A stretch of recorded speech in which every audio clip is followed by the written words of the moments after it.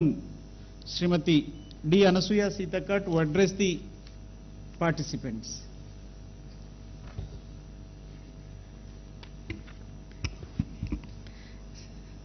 A warm good evening to all respected High Court judges and district judges, state legal cell authorities and police officials and women and child welfare department officials, SCPR members, CWC members and all other esteemed dignitaries present here. It is a great honor to welcome you all to this occasion.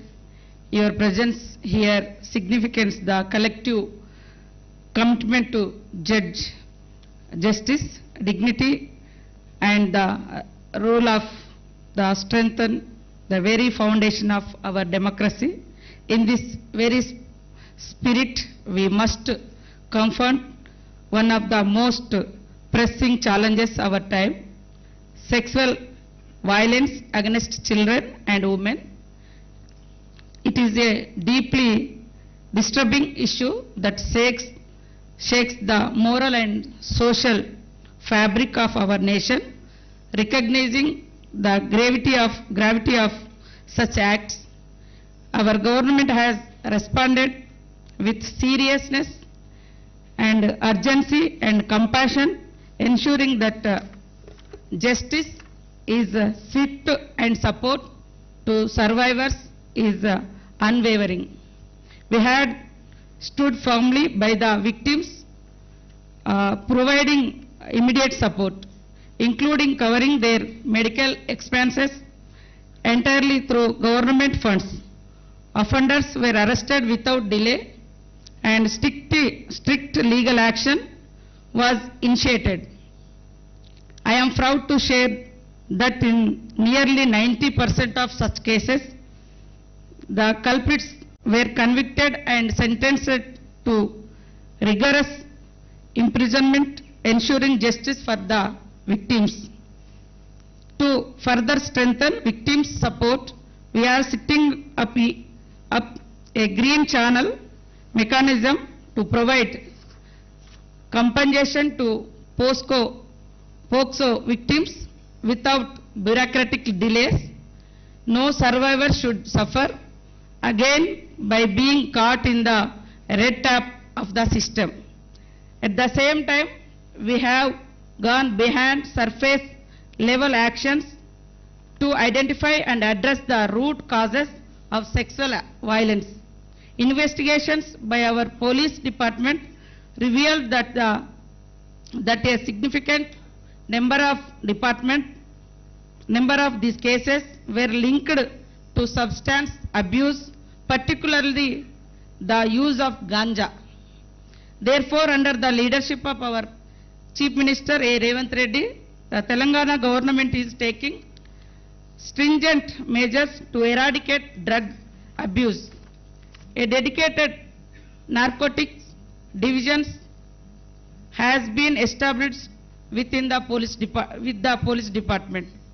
Aggressive crackdowns are underway on the transportation, sale and use of ganja and other drugs. So actually ఇక్కడ జరిగేటువంటి చాలా issues అంతా చాలా చిన్న పిల్లల మీద జరిగే severe attack and rapes, మర్డర్స్లో ఎక్కువ ఈ డ్రగ్స్ అండ్ ఇది ఎక్కువ కనిపిస్తుంది.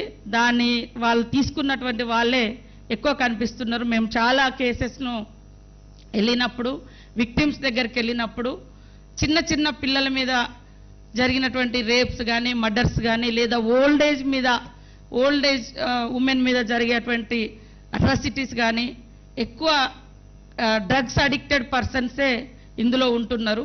సో దాని మీద ఈనాటి మా గవర్నమెంట్ కూడా బాగా ఫోకస్ చేసి నార్కటిక్ డిపార్ట్మెంట్ను కూడా స్ట్రెంథెన్ చేయడం జరుగుతుంది.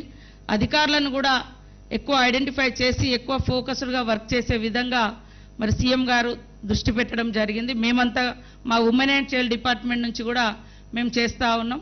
సో విక్టిమ్స్ ఎవరైతే ఉన్నారో జస్టిస్ అనేది డిలే అవ్వడము లేదా చాలా చోట్లకు తిప్పడము, వచ్చినటువంటి వాళ్ళే బాధతో వస్తుంటారు. కాబట్టి వాళ్ళని ఎక్కువ డిలే చేయడము, ఎక్కువ ఇబ్బంది పెట్టే విధంగా ఆఫీసర్స్ బిహేవియర్ ఉంటే ఇంకా సఫర్ అవుతూ ఉంటారు. సో కోర్టు జడ్జెస్ కావచ్చు, పోలీస్ ఆఫీసర్స్ కావచ్చు, లేదా గ్రౌండ్ లెవెల్లో ఐడెంటిఫై చేసేటువంటి మా ఉమెన్ అండ్ చైల్డ్ డిపార్ట్మెంట్ కావచ్చు, ఖచ్చితంగా ఒక హ్యుమానిటీతో, మానవతా దృక్పథంతో ఎక్కువ దాన్ని అఫెక్షనేట్గా మనం వాళ్ళను రిసీవ్ చేసుకొని వాళ్లకు మానసికమైనటువంటి స్థైర్యాన్ని, ధైర్యాన్ని, అదేవిధంగా వాళ్ళు ఫేస్ చేసినటువంటి ఆ ఇన్సిడెంట్ను క్లియర్గా చెప్పే విధంగా, అంటే డేర్ చేసి చెప్పే విధంగా వాళ్ళకు ఒక అమ్మలాగా, ఒక అక్కలాగా, ఒక కుటుంబ సభ్యుల్లాగా, లేదా బ్రదర్, ఫాదర్ అలాంటి ఫీలింగ్ను మనం ఇస్తే ఖచ్చితంగా వాళ్ళు వచ్చి వాళ్ళ సమస్యను మనకు ఈజీగా చెప్పుకోవడానికి యాక్సెస్ ఉంటుంది. సో మన బిహేవియర్ కూడా చాలా ఇంపార్టెంట్. వచ్చినటువంటి విక్టిమ్తో మనం ఆఫీసర్ లాగా, వాళ్ళ విక్టిమ్ లాగా కాకుండా ఒక సఫరర్ వచ్చినప్పుడు, మన ఇంట్లో సఫరర్ అయితే మనం ఎంత హర్ట్ అవుతాం, బాధపడతామో ఆ ఫీలింగ్ను వాళ్ళ ముందు కనుక చూపిస్తే ఖచ్చితంగా వాళ్ళకు ఒక కాన్ఫిడెన్స్ వస్తుంది. ఎస్, నాకు ఖచ్చితంగా న్యాయం జరుగుతుంది, నేను వీళ్ళతో చెప్పుకోవడం మూలంగా నా సమస్య పరిష్కారం దొరుకుతుంది అనేది. అంటే వ్యవస్థలోనే కొంత అపనమ్మకాలు అనేది ఉంది, అది సిస్టమ్, దట్ ఈజ్ ట్రూ. అంటే మనం ఇక్కడికి పోతే ఇక్కడ అవుతుందా కాదు, మన బిహేవియర్ కూడా ఒక్కొక్క దగ్గర, అంటే నా ఎక్స్పీరియన్స్, ఒక డాక్టర్ దగ్గరికి వెళ్ళినప్పుడు వాళ్ళు ఏం ట్రీట్మెంట్ ఇస్తారు తర్వాత, బట్ వాళ్ళు రిసీవ్ చేసుకునే తీరులోనే ఆ డాక్టర్కు నమ్మకం, ఆ పేషెంట్కు నమ్మకం వస్తుంది. ఓకే, ఈ డాక్టర్ బాగా రిసీవ్ చేసుకున్నాడు, నా బాధ విన్నాడు, చెప్తే నా జబ్బు పోతుంది అనే నమ్మకం అనేది రిసీవ్ దగ్గరే తెలిసిపోతుంది. అంటే సగం కాన్ఫిడెన్స్ అనేది వాళ్లకు మనం రిసీవ్ చేసుకునే దగ్గర ఆ కాన్ఫిడెన్స్ లెవెల్ పెరుగుతూ ఉంటుంది. సో ఖచ్చితంగా మనం ఇలాంటి విక్టిమ్స్ వచ్చినప్పుడు వాళ్ళకు కొంచెం టైం స్పెండ్ చేసి వాళ్ళతో విని వాళ్ళ బాధను తెలుసుకొని వాళ్ళకు సత్వర న్యాయం అందే విధంగా మనం చేస్తే ఇలాంటి సమస్యలకు కూడా కొంత బయటికి వచ్చి చెప్పుకోవడానికి అవకాశం ఉంటుంది. సేమ్ టైంలో ఏదైతే ఈ గంజా, ఈ డ్రగ్స్ మినేజ్ ఏదైతే ఉందో దాన్ని కూడా ఈ సొసైటీ నుంచి ఎరాడికేట్ చేసే విధంగా ఉక్కుపాదం మోపి అందరికీ అవేర్నెస్ ఇచ్చే విధంగా ఇక్కడటువంటి జడ్జెస్ కావచ్చు, డిస్ట్రిక్ట్ జడ్జెస్ కావచ్చు, పోలీస్ ఆఫీసర్స్ కావచ్చు, మనకందరికీ తెలుసు prevention is better than cure ఏదైతే అంటామో, మరి అది మనం ఈ సమాజంలోకి ఆల్రెడీ చాలా వరకు మేము ఎప్పుడో ఇనేది ఎక్కడి నుంచో డ్రగ్స్ అంటే ఎక్కడో విదేశాలలో ఉంటుంది అట్లా ఇట్లా, కానీ అది మన ఊర్లలోకి వచ్చింది, పల్లెలకు వచ్చింది, స్కూళ్ళలోకి వచ్చింది, అంత చిన్న చిన్న పిల్లల్ని కూడా వెంటాడుతున్నటువంటి పరిస్థితి. ఈ క్రమంలో వాళ్ళు అది తీసుకున్నప్పుడేమో హీరోలాగా ఫీల్ అవుతుంటారు, అది లేనప్పుడు చాలా చాలా ఘోరంగా ప్రవర్తిస్తూ ఉంటారు, షేక్ అయిపోతూ ఉంటారు. వాళ్ళని మేము ఇప్పటికి కూడా ఊళ్ళలోకి వెళ్ళినప్పుడు అది గుర్తుపట్టగలిగే రకంగా వాళ్ళ నేచర్ కనబడుతుంది. సో పోలీస్ ఆఫీసర్స్ కూడా ప్రత్యేకంగా టీమ్స్ ఏర్పాటు చేసి వాళ్ళను గుర్తించి అసలు సొసైటీలో నుంచి అలాంటి దాన్ని ఎరాడికేట్ చేస్తూ వాళ్ళని ఈ అడిక్ట్ సెంటర్లలో పెట్టి వాళ్ళకి అవేర్నెస్ ఇచ్చి ఆ గంజా నుంచి, ఆ డ్రగ్స్, ఆ భూతం నుంచి వాళ్ళను మనం బయటికి తీసుకురాగలిగితే మరి అమ్మాయిలు కానీ పిల్లలు కానీ స్వేచ్ఛగా బయట తిరగగలుగుతారు. తప్పు చేసేటోడు అక్కడ ఉంటే మేము తలదించుకొని ఎన్ని రోజులు తిరగాలి, దాచుకొని ఎన్ని రోజులు తిరగాలి. తప్పు చేసేటోడు సొసైటీలో ఉండకూడదు, అది మనం చేయాలి.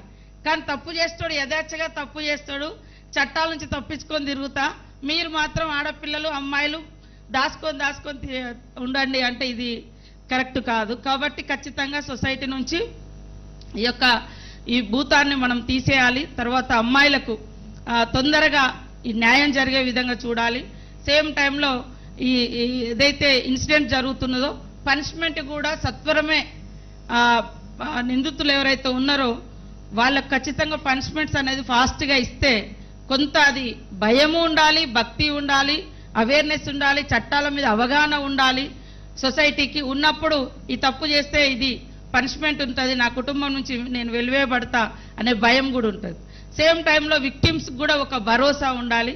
అందుకనే మా మహిళా సెంటర్స్లలో సఖి కానీ, భరోసా కానీ ఇవన్నీ విత్ కోలిషన్ విత్ పోలీస్ ఆఫీసర్స్తో కలిసి కొన్ని ప్రోగ్రామ్స్ కూడా మేము చేస్తూ ఉన్నాం.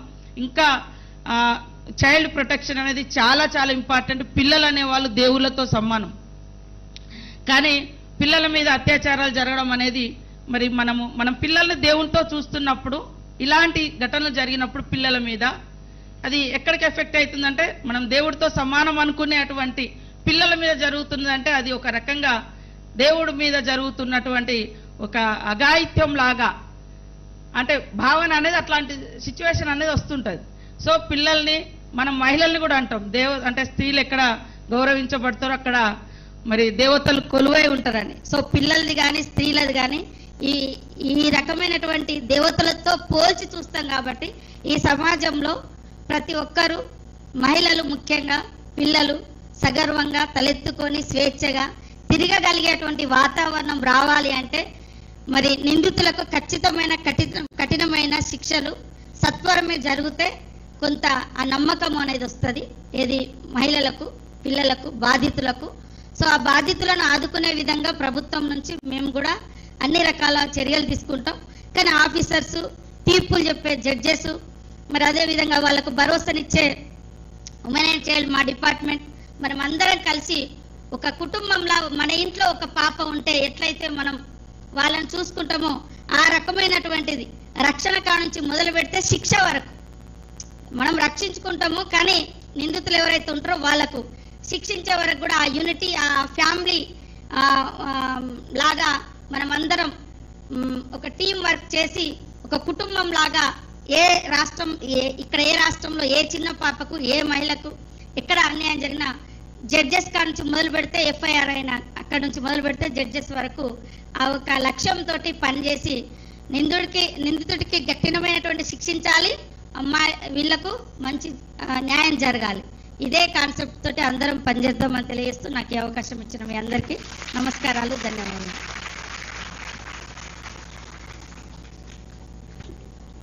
Thank you ma'am. మేమందరము కోర్టులలో ఎప్పుడు ఏ అమ్మాయి ఎవిడెన్స్కి వచ్చినా కూడా చాలా జాగ్రత్తగా, శ్రద్ధగా, కేర్ తీసుకొని వాళ్ళు ఒక ఫ్రీ అట్మాస్ఫియర్లో సాక్ష్యం చెప్పే విధంగా మా జడ్జెస్ అందరూ కృషి చేస్తూ ఉన్నారు. అందుకే మాకు సపరేట్ విట్నెస్ డిపోజిషన్ సెంటర్స్ అని, child friendly in camera proceedings అని జడ్జెస్ ఛాంబర్లో ఎవిడెన్స్ రికార్డ్ చేసినటువంటి సందర్భాలు ఉన్నాయి మ్యామ్. తప్పకుండా మేము పిల్లల యొక్క హక్కుల్ని రక్షించడంలో మేము కూడా ముందుంటాము. అదేవిధంగా ఇక్కడ ఉన్నటువంటి పార్టిసిపేట్స్ అందరూ కూడా మీరు చెప్పిన విధంగా